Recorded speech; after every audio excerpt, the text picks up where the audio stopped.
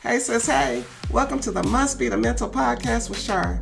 This is the space where black women come to heal, be seen, and stop suffering in silence. I'm Shaaree McCalpine, licensed therapist, speaker, and your mental health bestie. So grab your favorite beverage and let's talk about it. Hey y'all, hey, welcome to Must Be the Mental podcast. I am your host, Shaaree McCalpine. This is the podcast where we talk to real people about real shit, about real things that affect your mental health. Today's guest, and y'all know we've been talking about it for a minute, we're talking about getting to the bag. And by the bag, I mean the bag of joy, sis. Our guest is Lynette, the Joy Architect. She got a lot to say about this topic because, listen, she wrote the book on it. She created a framework to tell us what joy should look like for us, Black women. She is also an author, a mentor, a professor, PhD. Like the list goes on and on. I am going to bring her to the stage so y'all can hear what she has to say. So grab your bonnet, something to drink, put your feet up, and let's get into this joy, y'all. Hey, Lynn. Hey, everybody. It's good to see you. Good to see you. It's a joyful Sunday. That's right.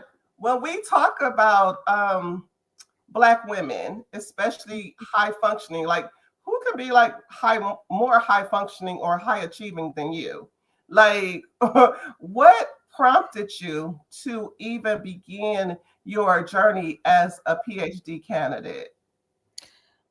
You know what? I'm gonna be perfectly transparent. So people say that when you go through a major life change, aka a breakup, divorce, one of the two, you Mm-hmm. either cut your hair or you go get a degree.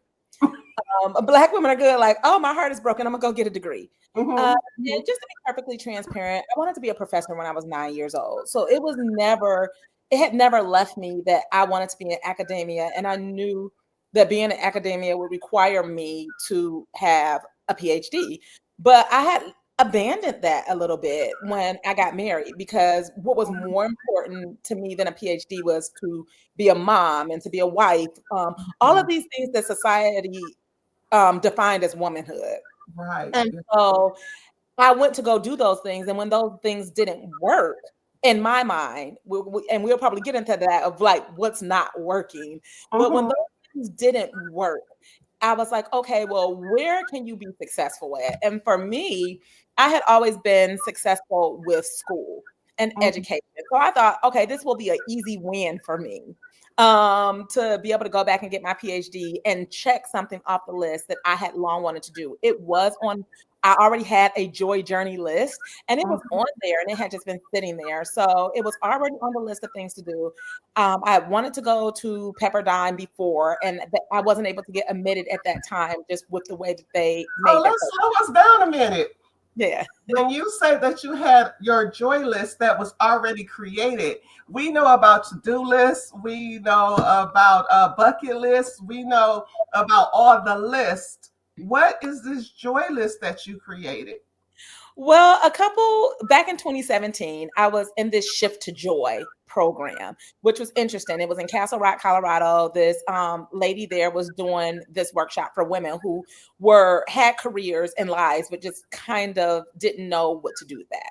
And so she asked me a very clear question. She says, what would you do if you had a chance to do anything? What would you do? And I was like, I want to do over. And she's like, well, do it over. And I was like, oh, well, I'm already in my 30s and I can't do it over. I'm too old. And she was like, but you're alive, do it over. So I want you to write a bucket list. But to be perfectly honest, a bucket list didn't feel authentic to me. What that felt like was, oh, I'm just writing all these things on a list to do to check, before I kick the bucket. And then it was kind of like sad to me, like, okay, so what happens when all these things happen? Now I'm ready to die. Like, and I Oh, know that's not yeah. what a bucket list is, but that's how it felt Right. to me. Like, oh, well, once I check all these things off the list, that life is over. And Mhm. that gets into the mental, right? The psychology of it all, and why I chose education and psychology is that our mind tells us that there is nothing left for us on the other side of the list. So that didn't feel good to me. And so I was like, well, I want to add joy to my journey. I'm not trying to check things off a list. So she said, okay, well then write a joy, do your joy journey. And so I was like, okay, well, this is my joy journey, joy along the journey. And I began to make a list of things that I thought would add value and joy to my life, regardless to when I finished them. And so I created an entire list, which oddly enough, I looked at the other day and so many things have been completed that Nice. I thought would add joy to my life. And so that was the birth of what now I call the Joy GPS. But at the time, it was just my joy journey. So it's interesting that you use the journey instead of it just being let me do this, let me do this. You have framed it or reframed it so that the it's not just a let me get to this destination and then once I do this, then okay, I'm done with that. Just like we do is we make one thing and then we are on to the next without sitting in it and being like, hey, I accomplished this. Let me congratulate myself. But the way that you're framing it is saying that it's a journey. It's along a timeline that it's not, you're not already there waiting for the next thing, right? Exactly. And I talk about this a lot in my research of destination happiness, right? So we, especially Black women, are like, oh, if I make six figures, I remember being that girl. If I could just make six figures, my life would look like this. It didn't. If I just get married, I will, be happy. If I just could find somebody that would accept me for me, I would be happy. If I could just, and before Mhm. you know it, you've literally moved the bar for yourself every single time you've accomplished something and you don't get an opportunity to sit in it. And so that's where I came up with the formula for joy and my joy GPS, which actually stands for your guided personal scan. Doing consistent scans of where am I at? Am I joyful? Not happy. And we'll probably get into that. But am I joyful? Did this bring me joy? And if it did, why? And if it didn't, and I thought it would, why? And when you make it a journey, then you actually prepare yourself for the pit stops and the reroutes. And I called it a joy GPS kind of as a play on words too, because what do we do when we get in our car? Even if we know exactly where we're going, we will put those directions in a GPS. Let me Why? tell you, my granddaughter, I had to take her somewhere, and she was like, "Grandma, you got to put that lady on again. You know where we're going." So I get what you're saying. Like that is so true, right? You put it in the GPS, but you know why? Because you want to know if it's any traffic. You want to know if it's any accidents. It's going to tell you if it's cops nearby.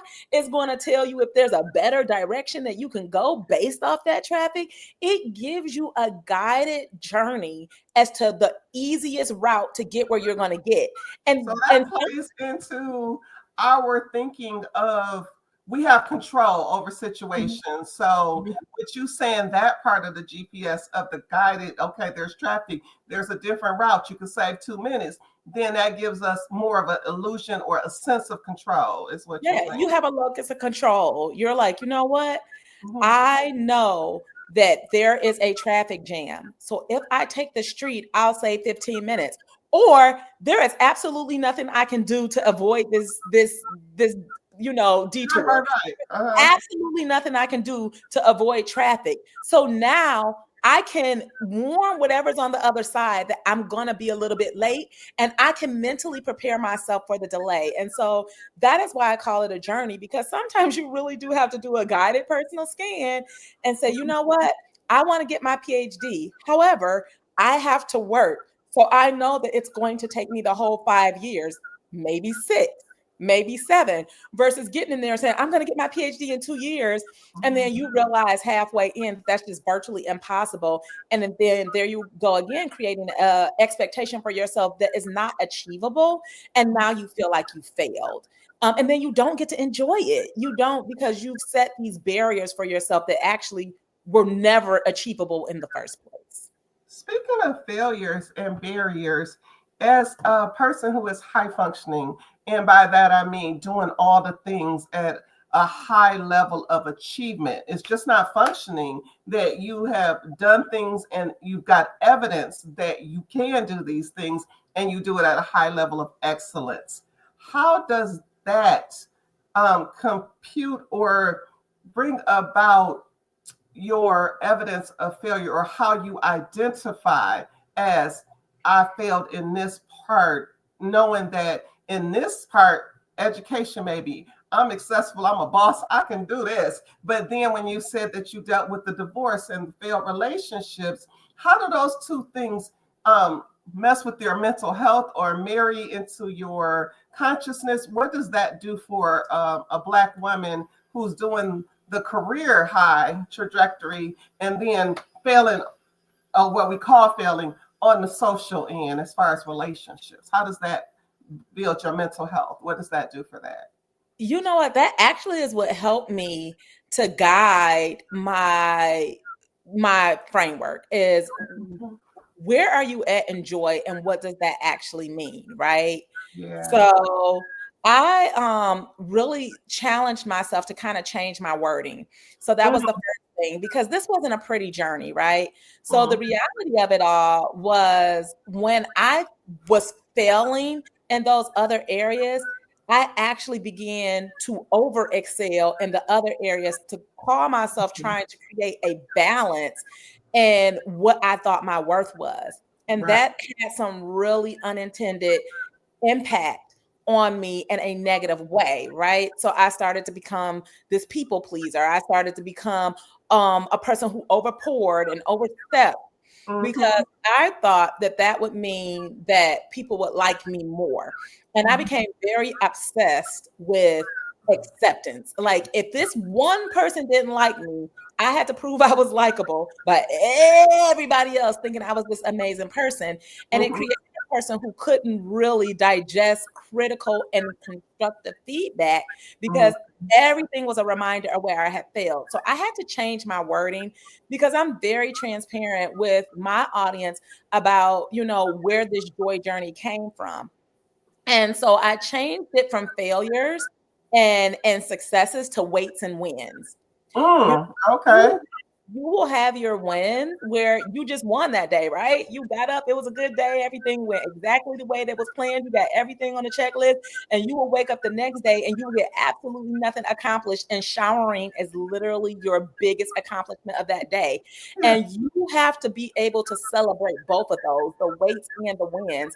I'm graduating literally 6 months past where I was supposed to because the weights just were a detour for me. And so that was something I had to, one, change my wording, and then also two, start to ask myself what joy really meant to me. Because Okay. even in the beginning, I'm talking about joy, but I was defining it on how I was making other people feel and how, based off their response and thoughts of me, how joyful that made me happy. So as long as That's people good. were telling me I That's was good. right, I Yeah. was joyful. But what if nobody ever tells you you're doing anything right? That's good. That's good. That right there is a big, big part of, and I like what you said because that's part of my thing is to redefine and to understand what different things, words mean and different narratives because we've been taught different things. We taught that, oh, everything, this must have been a trauma. This was a trauma. There are differences in trauma, right? Because experiences can be the same situation, but the experience is different. Um, you're younger than me, but we were like latchkey kids.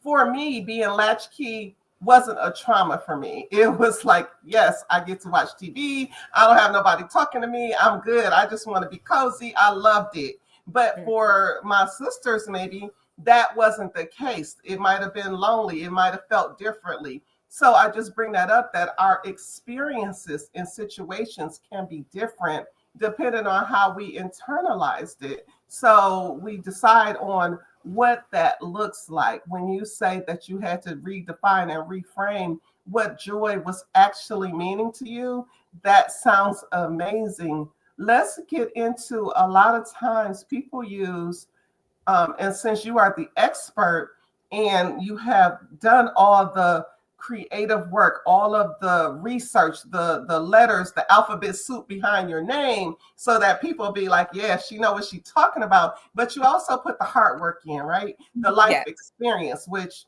then gives credence to that alphabet soup, to those letters, because it's really an inside job. It's heartfelt. So for you, what does it mean when people kind of define joy and happiness as being one and the same or interchangeable? How do you differentiate that? I always pause people, I tell them to take a pause, and I ask them, to me, when you're happy, where do you feel it? And Mm, when you're joyful, where do you feel it? When you're happy, you feel it up here, right? mm, This incident has checked all of the things. I got a raise today. My boyfriend proposed. My child got all A's. I got the best parking spot at the mall today. The Gucci purse I ordered came in early.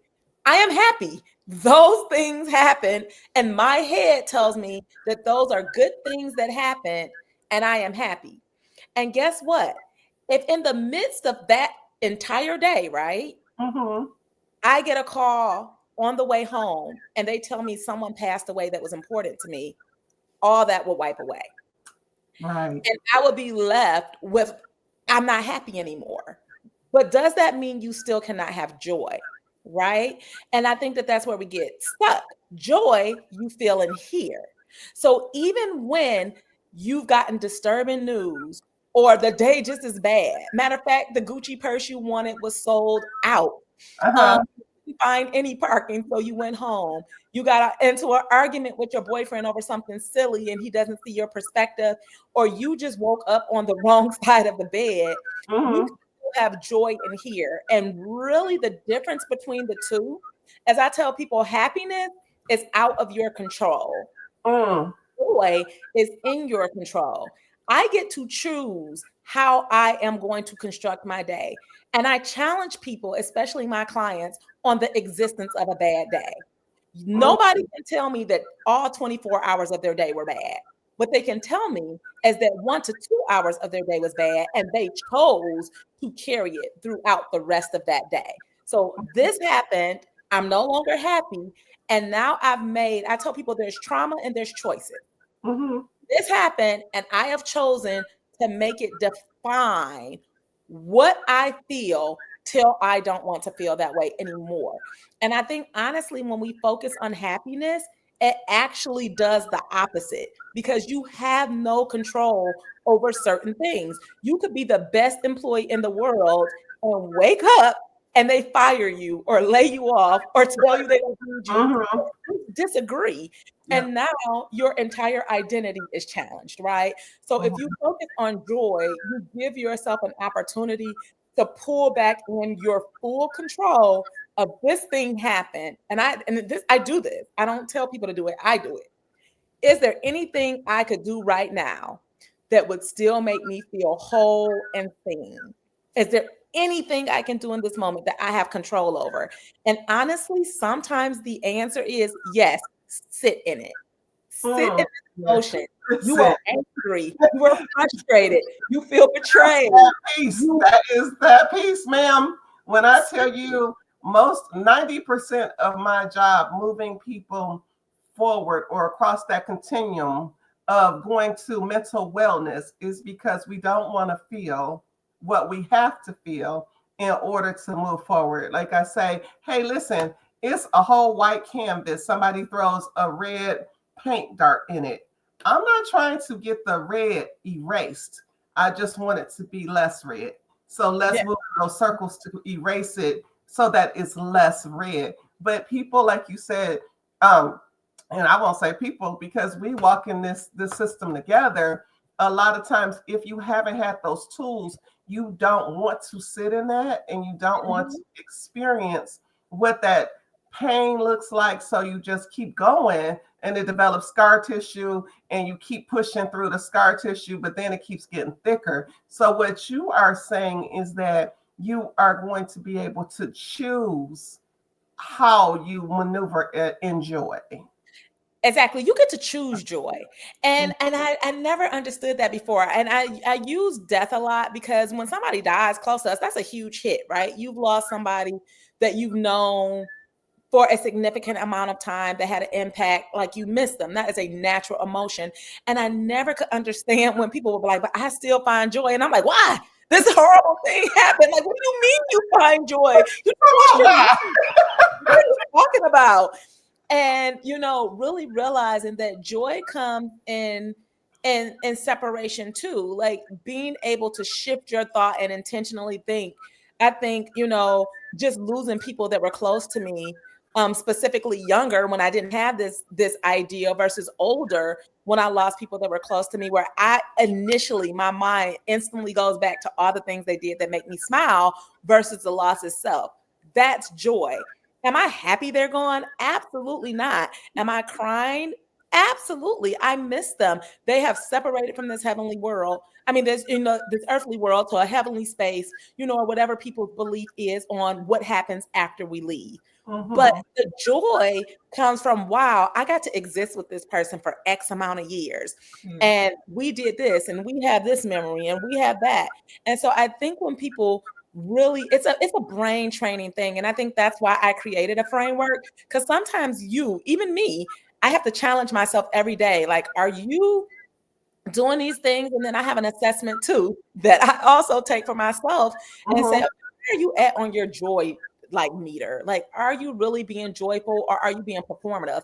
And I think for Black women, we get stuck in being performative. I'm not saying all Black women, you got to clarify this in 2025. Yeah, girl. But many of us feel like we have to perform, right? And we get that when we talk to our friends. I challenge my friends. My friends get mad at me. I'm like, if I tell you I'm struggling, the only answer you can give to me is, how can I help? And what we do to each other is we're like, girl, you strong, you got it. Well, other people could be worse. We get that a lot, right? Other people are worse off than you. Oh, you have a PhD. Oh, you make this amount of money. Oh, you drive this kind of car. So how dare you have human definitely weaponize your success against you. And that happens way before we get to be 6-figure women, 7-figure leaders in our community. You will be weaponized even when you're young and you not even realize it. But a lot of times what I get is, must be nice, or you a therapist, you should know better. Like, you should know better. You should know the rules. Yeah, like, girl, are you here? I'm sitting so low. I'm like, let me get up a little bit higher so they can see me. Yeah, so because you are little, like, what is that? A 5'2", maybe 5'1"? Yeah, 5. That's 5'2 and a half. 5'2", you're shorter. Y'all put the little half on there, or the little quarter. So we need to see what's popping. But as we move forward with women being able to experience the joy that you write about, that you have made an actual framework. And by framework, what is it that we talk about when we say framework? Because I know a lot of times we throw out a lot of technical jargon, and I don't want people just to be like, what the hell is they talking about? What for you, when you developed, when you were thinking of your joy list, when you were thinking of how you're going to do your research, what does this framework mean? And how can you explain it to just regular sis that be like, I don't feel that joy. I don't know what she's talking about. So I created a framework called the Formula for Joy. F4J is its nickname, and it is peer-reviewed and published in Oxford Academic. The journal specifically is Integrative and Comparative Biology. So I can confidently argue that I have the scientific formula for joy. And what a framework is basically a model. We see them all the time, right? So it is a 6-point model. It's like a circle. And within that, there's 6 components. And so those 6 components are what I use as a guide to help people understand if they are really focused on intentionally cultivating joy in their life. And when I created this framework, it was really in terms of leadership. That is what my PhD will be in, is global leadership. And so I wanted us to challenge ourselves that as we become stronger leaders, we have to become stronger people first. You're a human before you're anything. So these 6 components are really easy. They're nothing hard. And actually, I didn't think that they were that sophisticated, but there are things we easily forget. So really quickly, it's the first one is continuous growth, and it's really committing yourself to ongoing personal and professional development. Saying, I am going to acknowledge that I don't and never will have all the answers. And actually, I should be searching for those answers at all time because I evolve every couple years, and I'm committing that I don't know all the answers. Because I think when you commit to that, you are more kind. I view myself with kind sight. So you are more kind to Wait a your. minute. Let's just not push through that, sis. Let, let's like, I know that, and again, you know, I have some insight on you because I know you professionally and personally. So I feel like sometimes when we're having conversations that it's just like, oh, she already know this, so we're gonna push through it, right? So in saying kindship, that is a ism. Is that a Lenny-ism? Like, No, so I saw it somewhere. They was like hindsight is 2020, but hindsight is moving forward. So I view myself with hindsight. I'm like, you know never what? heard of it before. Yes, Cool. I always tell people, view yourself with some hindsight. We are so critical of ourselves. We'll look in the mirror. Like right now, I'm sitting here like, is my lash crooked? I'm looking at all this stuff. Now people gonna be looking like, is her lash crooked? But I'm looking, bobbing the right way. It's bobbing, sis. It's bobbing. And so we don't view ourselves with hindsight. So I view myself with hindsight and say, hey, even though you didn't know that, kind of be kind to yourself. Like, you're human. You're not supposed to know everything. And being kind to yourself, saying that you are going to make a mistake. I don't care if your name is, I get a lot of, being the joy architect when I fall short of doing something that people deem as joyful. Aren't you the joy architect? Yes. And I'm also Lynette. I'm also from Detroit. I'm also human. I'm also a Leo. Like, I'm a lot of things. And I get to lean into those spaces. But, viewing myself with hindsight is saying, you know what, you don't have to have the perfect answer. I crash out on people sometimes, and people be like, well, why you go up on that person? You could have just walked away. I could have, but I didn't. So now what? Like, girl, we all do stuff. Like, what you mean? Like, we are right, what do you mean? I could have. I absolutely could have. And so when I view myself with hindsight, because I used to beat myself up when I would do something that was out of my character. Now I commit to continuous growth. And part of that is hindsight of saying, I am going to be accountable in this moment, because they love to throw that buzzword around. I'm going to be accountable that wasn't the best decision, or maybe I didn't learn the lesson I needed to be there, or whatever, but that's okay. Like, you can learn. Woman who is doing the work, putting in all of the things, having your identity challenged by certain things that happened in your past, relationships, divorce, equity, all kinds of things, your career, things that happened that maybe were not in your fault, your wheelhouse, all those things. How did that affect your mental health? I see a lot of people that have high functioning anxiety as leaders, high functioning depression, which means that even though it's not resolved, I can still do what I got to do because I know how to maneuver and navigate, because I'm smart as hell and I'm dope, but it still shows up. How does that show up for you as a Black woman, a leader, a person of integrity, a person who is trying to really erase some of the background or the narratives that you were fed as a younger woman, and kind of move in that direction? How does mental health show up as a Black woman leader in this field? That's a great question. And it actually leads into the second component of the formula for joy. Okay, cool. The second component is balanced well-being. So the second piece of this framework is prioritizing your holistic wellness, which encompasses of your physical, mental, and spiritual health. So for me, I have operated in functional freeze pretty much all my life. Like, I just got to keep going, and until I crash. And we talked about, this is for my good sister. She's got her feet up on the couch, and like, I'm trying to listen to this because I want to be joyful. And this, my good sis, got some good information, but we don't want to put them in a space of, damn, I really don't know what that is, but I'm still listening. Functional freeze. So I would love to break it down. You know what? Functional freeze is when you can do everything you need to do. And I seen some on TikTok, now they're calling it bed rotting, but you do everything you need to do. You can go to work, you can smile, you can pick the kids up, you are the strong friend. Everybody calls you for advice. You can give that advice. You are the person they're like, I just don't know how you carry it all. And it's like, because I don't even think about it. But the minute I get home, I cannot even do this, the basic of functions, right? Right. I don't have the energy to shower. I don't have the energy to watch TV. Like literally, I remember for an entire year, and I am not exaggerating, I did not turn the TV on. I would sit there and look straight at a blank wall, and I wouldn't do anything. I would Yep. just scroll, just scroll, just scroll. And at that time, there was no TikTok when I was doing that. So it was Facebook, just scrolling, just scrolling. And people would think, oh, she's posting on Facebook all the time. And I had to tell somebody, if you see me posting on Facebook like multiple times a day, like you'll see the difference between now and a few years ago. I am probably going through a depressive episode because I am trying my best to connect with outside and I don't have a way to do it. So social media was that way that I would do that. So functional freeze is really when everybody else is seeing you as this highly productive, functioning, high functioning person.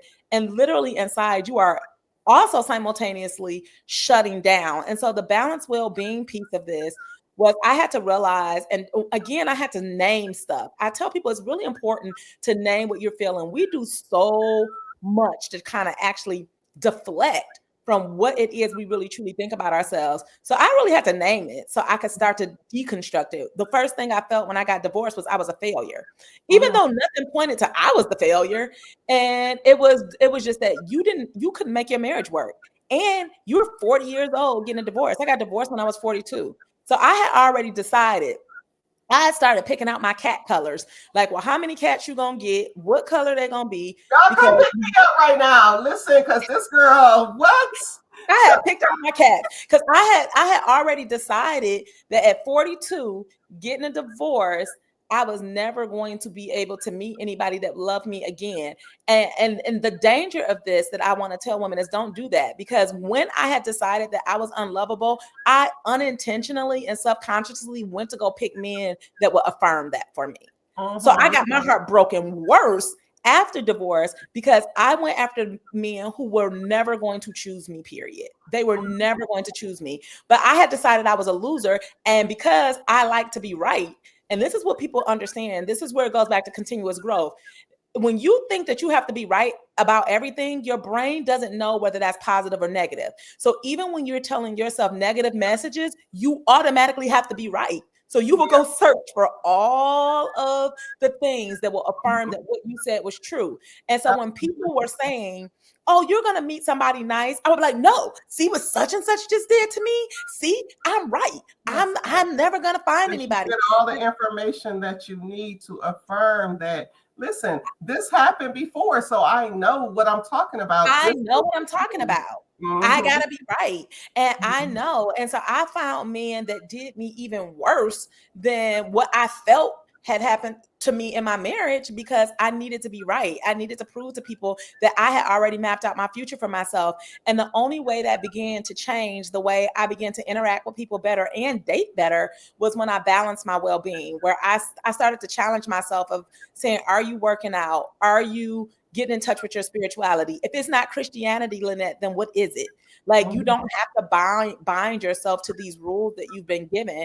And, also mentally, are you just going to own, and I know people don't like to hear this, but are you going to own that maybe you need something to help you along the way, whether that is the therapy, or medicine, or working out? Like, everybody's different. Talk therapy doesn't even work for everybody, but there are different modalities out here that you can choose from. So when I realized that I had to balance my well-being, which means I couldn't just focus on work, I'm going to tell people it wasn't pretty. I had to give up a lot of things, including friendships, because a lot of people were my friends because I was a resource to them, not because they actually valued me.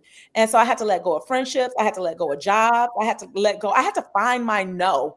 And in finding my no, I was able to balance my well-being because I started saying no to other people and saying yes to myself. And that's what kind of got my mental health back on track. But to be perfectly honest, that was just a little under a year ago. So it's still on the journey. Yeah. I went to a mental health, not a conference, but a panel discussion. And the woman who stood up, like she was 75, she wasn't on the panel, she was in the audience, and she was just speaking about how she had to drop out. She had a family, husband, kids, everything. She was a high achieving woman in a corporate position. And her words were, I had to drop out.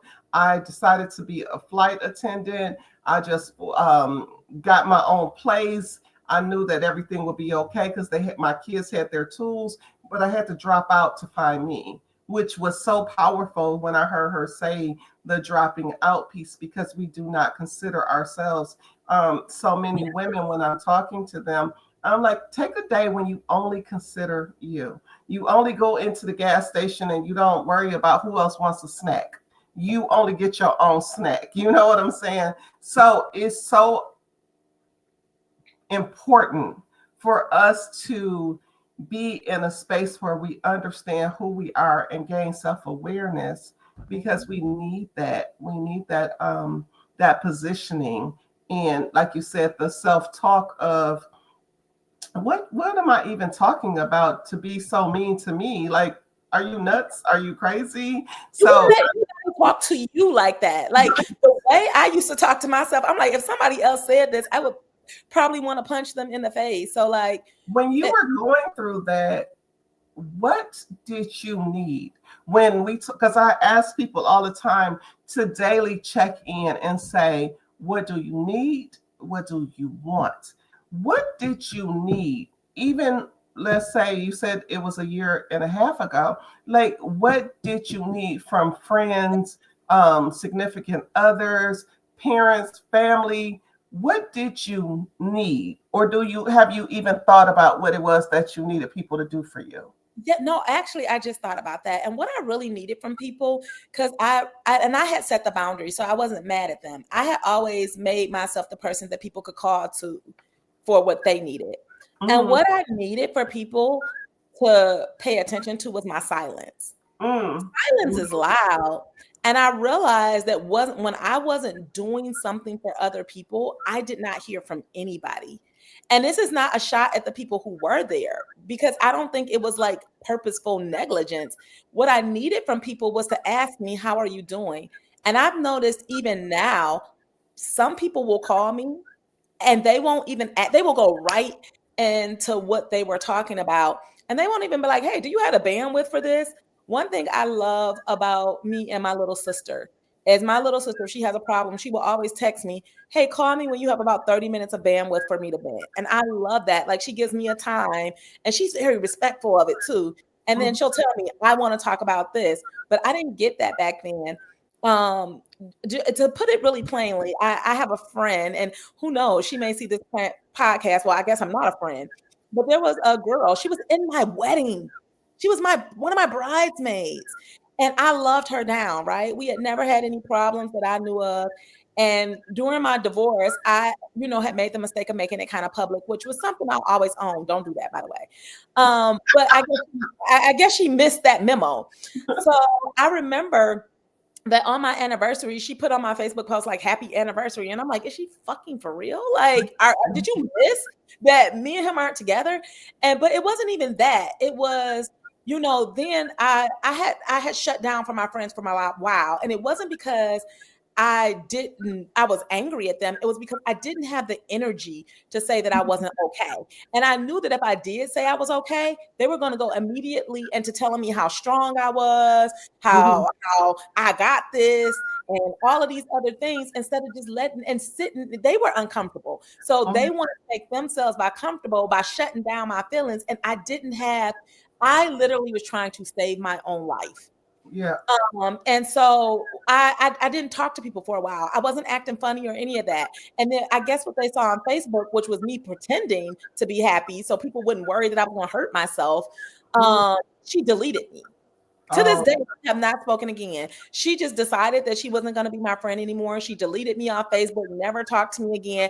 And that was a part of me that was like, as many times as I have shown up for you tangibly and emotionally, why did delete me be the first thing that came to your mind versus, is she struggling? and what is she struggling through, and let me check in on her. And I wish more people, she was only one of several people who, instead of checking in on me when I wasn't readily available for them to see if I was okay, that would have meant the world for me. And I don't even mean in resource. I didn't need anybody to give me any money.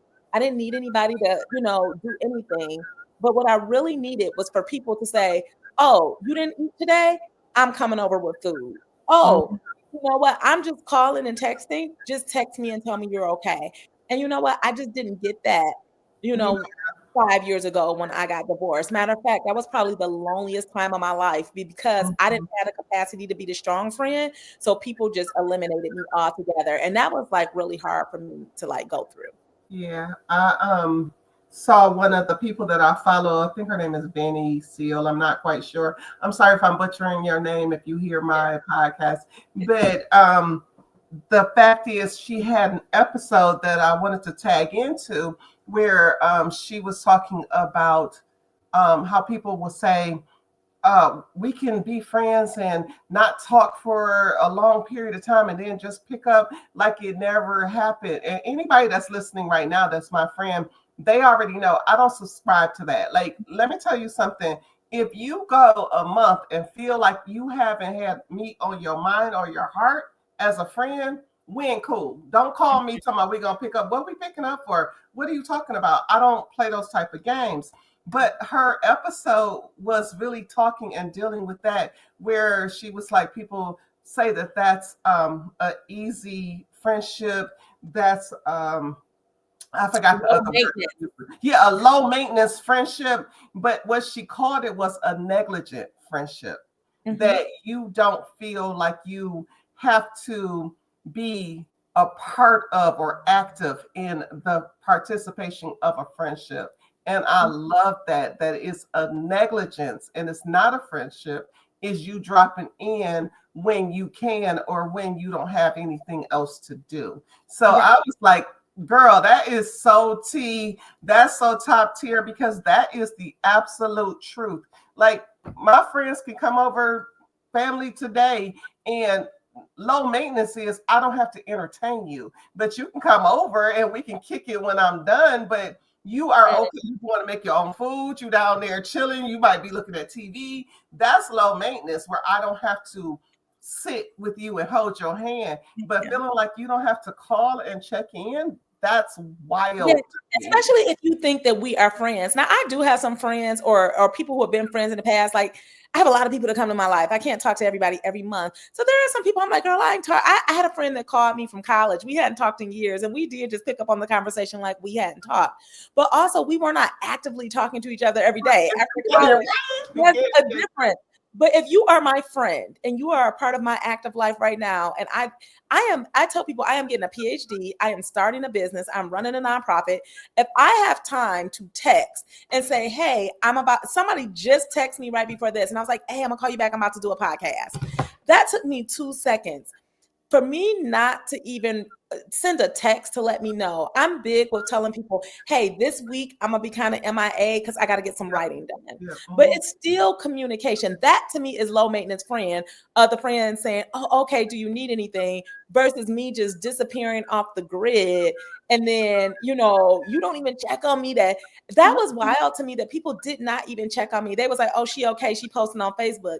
And I tell people, and I stand strong by this, if you are trying to determine what is going on in my life by what I post on Facebook, you are going to miss 80% of it. Because I don't post anything that I don't want to share or I don't feel is valuable to that platform. So I could have a whole boyfriend and Facebook wouldn't know. I can have a whole tragedy happen in my life and Facebook wouldn't know, because I don't know those people and I don't want to share those kind of things. So I think it's very important to be intentional when cultivating friendships and joy, to make sure you're surrounded by the right people. Because a lot of us think we're not joyful and we're just misplaced. You are placing yourself around people who don't care about your joy. And so now you're doing the work to make sure they're happy or make sure that you're meeting those needs, and you forget about yourself. How does that affect people's mental wellness as far as being stressed out, being depressed, being anxious, having thoughts of isolation? being in those spaces where a lot of entrepreneurs, solopreneurs, leaders are definitely overworked and overburdened. So they already have a lot going on. How does not having support or what we need as support look like in those mental health spaces? You know what? People try to say that, oh, you don't need support. All you need is yourself. And I will die on the hill that that is untrue. Okay. You absolutely need support. Now, you need to be strategic what the support is, and you cannot overuse your support. There are some caveats to this, but I can tell you when I was going through my PhD alone, where nobody was checking on me, and I didn't have that, I almost didn't make it. And then when I did get support, people who believed in me, people who celebrated with me, and I started posting more and just being transparent about my journey on Facebook, and just even reading the comments of people being like, oh, you're inspiring, you doing this. In those low moments, I had things to refill my cup. It's like saying that you can have a car with no gas. Like the car is not going to go anywhere. And so I think you do have the responsibility for yourself. Like you cannot depend on other people to make you happy or joyful. But I do think having support can be the buffer for when you don't have it. Some days I am just very low. This weekend is a great example of that. I'm just coming back from a conference, and it was a lot of the young ladies that I mentor and watch grow there. And I honestly didn't go to this conference thinking anybody was extraordinarily happy or cared to see me. I thought it would be a great time. But when I got there, this one girl was like, I saw your name on the list and my eyes lit up. And automatically I was like, why? I was like, why? And Listen. like Lynette, like it's just something you walk into the room, and Yeah, they did the energy is definitely energy is real. but And I didn't know it. yeah, we have because you haven't been listen, when I tell you all the things that we have been taught, the things that we learned from generations, the things that we have passed along, it has really at points affected our intuition, how we move, our natural joyfulness, our natural ability to be able to do anything because we're always concerned of how it's going to look and what the performance outcome is going to be because we have had to be performative based for a long period of time. We literally didn't even scratch the surface with the joy architect and we are almost out of time. So it looks like we are going to have to do episode 4 to inclusively include the architect because what she's bringing to us is the true bag. Like y'all know I love LV. Let's not pretend. I will get me a Louis bag because I love one, but the joy architect is giving us something that I always say mental wellness is an inside job. So she's giving you some tools, some coping skills, some actual life lessons that can help you along this journey. GPS, the Yeah. journey to get to our self actualization. So we are going to have her back. But before I let Lynette, the Joy Architect, leave until next episode, I want her to give us an ending thought of what she wants to say to our young women on the 30-year-old spectrum, all the way up to our older women on the 50-ish spectrum. What does that continuum look like? What would you give the last piece of zhush that we can hold on to until we get into the meat and bones of the framework on the next episode? So I tell everybody, the young all the way to older, before you can even tap into the joy bag, like it's my favorite bag to carry. You have to find before you can find your yes, you have to find your no. Mm, Um, and so, find your no. And this is not about being negative. This is about saying, even telling yourself no. So when I start thinking negative, I say, no, we're not doing that. If mhm, I say I can't do something, no, I'm not doing that. And that's it. I don't even talk myself. I don't do any self-talk. It's just no, move on to something else. But also externally being able to find your no. Most of us are unhappy because we are trying to do too much. Let's just keep it. We do too much. Yeah. So finding your no, making no a complete sentence. Do you want to do this? No, I'm not going to be able to do this, or no, I can't do it this way.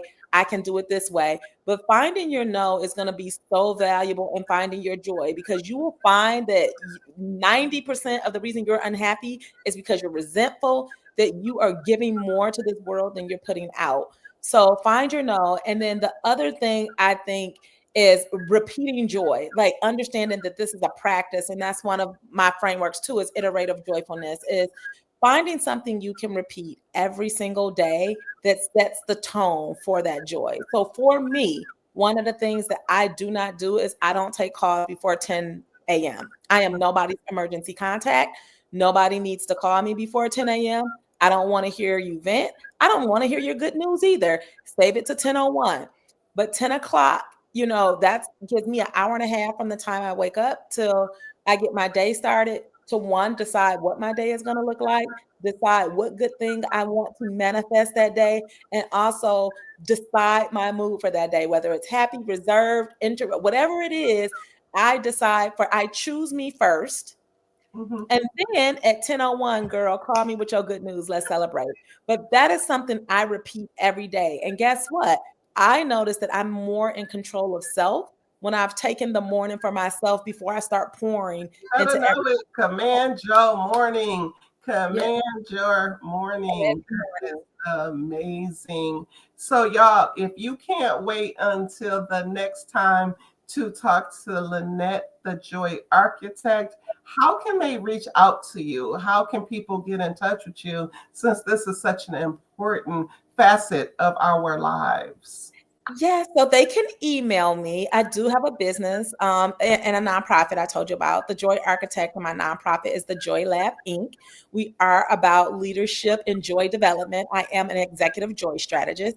They can reach me at Lynette. So my name is spelled there, Lynnett, at nextstopjoy.com. Mm-hmm. So NEXT STOP joy, JOY, next stop joy, because that's your next stop. Right, right. Lynette at nextstopjoy.com. And I am more than happy to schedule a free joy session. I do free hour discovery calls just so people can kind of get an assessment and idea of where they're at and where they want to go. And no, I am not a life coach or a career coach. I am a joy strategist. So it's kind of like an all-in-one that So you get. y'all heard it. Y'all heard her. And this has been an amazing conversation that we are definitely going to pick up on, because we only got through two of the cycle of the framework. Two. Yes. So y'all know it's got to be tea. Y'all know it's got to be juicy. So again, I'm Shaaree McCalpine, your mental health bestie. We are on this journey together to get us together. Next stop, joy. I will talk to y'all later. Peace out and have an amazing, amazing day on purpose. Bye, y'all.